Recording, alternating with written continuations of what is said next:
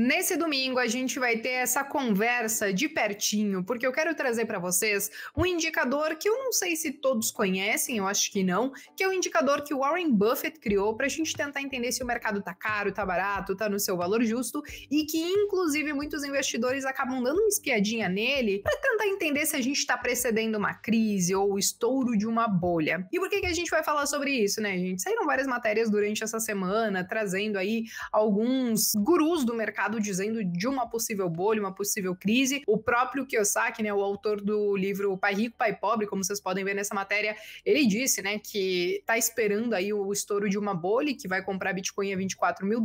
E aí vocês falaram, Bea, comenta sobre isso. Eu fiz isso lá no Instagram, falei sobre isso, mas quero deixar registrado aqui no YouTube, porque eu acho que é sempre importante a gente fazer essa reflexão e deixar registrado, principalmente sobre os comportamentos que eu acho que são ideais ou mais adequados para a pessoa física nesses momentos onde muita gente fica cantando essa bola de crise, de bolha, etc e tal. Bom, eu quero começar, antes de mais nada, falando sobre o indicador do Warren Buffett, que basicamente é o Wilshire 5000, ou enfim, Wilshire 5000. E ele é um indicador que ele faz a relação da capitalização das empresas do mercado americano e que traz essa relação, então, junto com a produção econômica de um país. Ele faz essa relação, a divisão de um pelo outro, e acaba chegando nesse resultado que eu quero mostrar para vocês aqui. Como vocês podem ver nessa tela aqui, eu coloquei o gráfico, então, do Wilshire, e ele tá apontando que ele está na máxima histórica. A gente pode ver que sempre antes de vir aí uma super crise, um negócio que derrubasse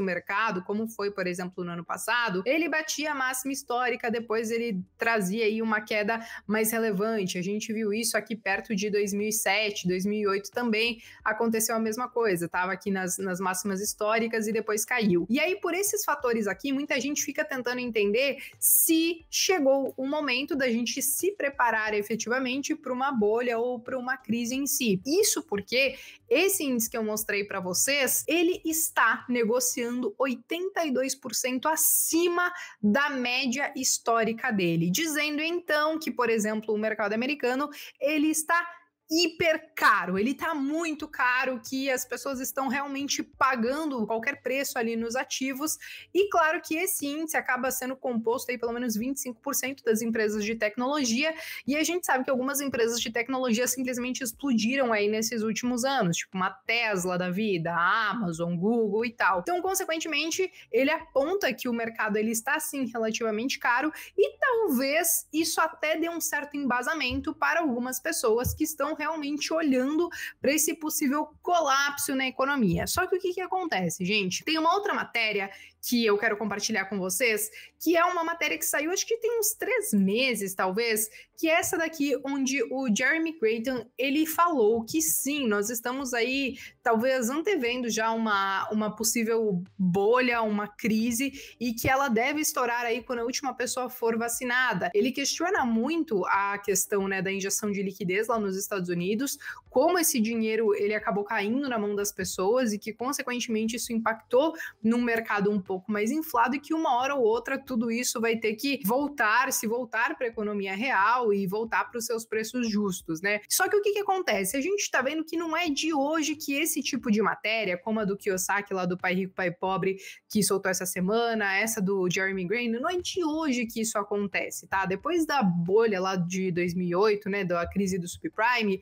o próprio Ray Dalio, desde 2010, ele disse que tinha uma bolha que estava se formando, uma outra bolha, e que ela ia estourar e tudo mais, só que isso foi efetivamente acontecer, por exemplo, só no ano passado, e foi mais por uma questão, né, de uma crise sanitária que a gente viveu no mundo inteiro. Então, o que acontece? Quando aparecem essas pessoas falando sobre essas questões de bolha e de crise, o que eu falei para vocês lá no Instagram e que eu repito aqui, é que elas estão falando nada além do óbvio, porque se a gente olhar, por exemplo, esse gráfico do nosso índice Bovespa, a gente entende que no longo prazo ele tem uma tendência de alta, porém ele não sobe em linha reta. Existem ciclos econômicos, quando a gente fala aqui do Brasil, a gente ainda tem que dar uma olhadinha no ciclo das commodities, então é natural que a gente tenha alguns períodos de bonança e alguns períodos de maior estresse. É claro que sempre tem alguém tentando prever a maior crise do século e tudo mais, e isso efetivamente uma hora eu acho que vai acontecer. Só que ninguém consegue cravar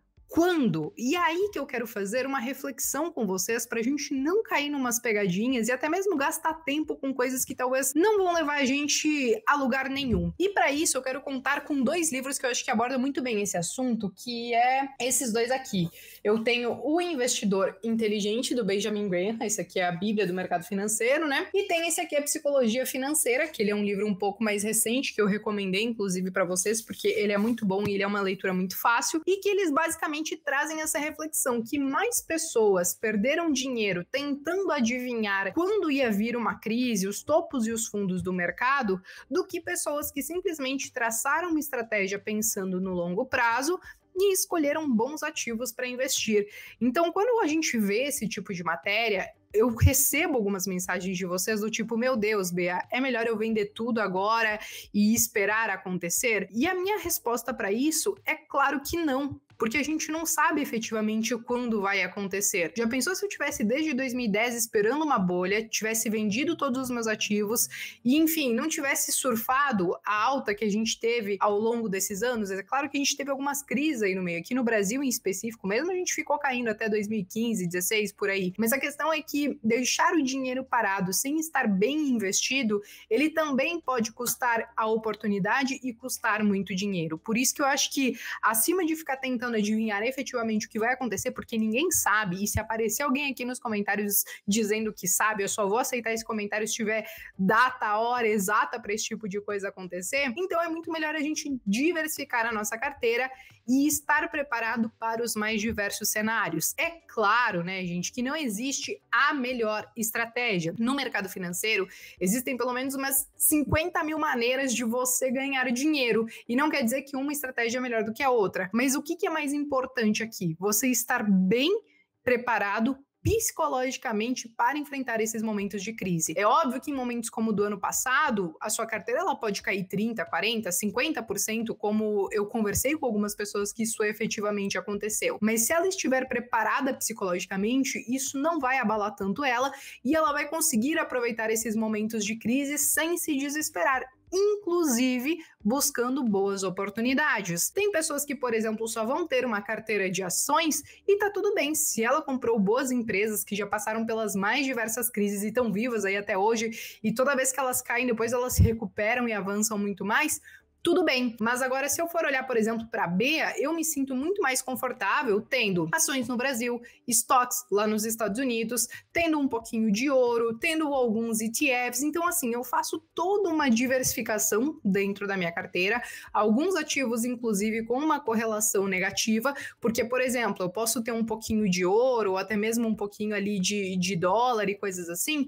Em um momento de crise, muito provavelmente, por exemplo, se eu definir que eu quero ter 5% de ouro na minha carteira, se o ouro ele se valorizar, ele pode chegar a 7, 8, 9% da carteira, eu posso simplesmente vender esse excedente e ir às compras de alguns ativos que estão mais baratos. E eu me sinto confortável em fazer isso nos momentos de crise. Então, o que eu digo é o seguinte, às vezes o próprio rebalanceamento da carteira, ele já vai meio que apontar o que a gente vai ter que fazer ali naquele momento. Seja você aquele carinha que faz aportes mensais ou aquele carinha que sempre tem um pedaço no caixa, porque isso psicologicamente te traz um certo conforto. Então, acima da gente querer ficar pirando quando efetivamente uma bolha vai estourar, porque ela pode estourar daqui 2 meses, daqui 1 ano, daqui 5 anos, a gente não sabe efetivamente, o mais importante de tudo isso é crie uma estratégia que te deixe dormir tranquilo. Se você colocar apenas o dinheiro que você aceita o risco na renda variável, você tem que contar que em uma possível crise, seu patrimônio pode cair 50% ou mais,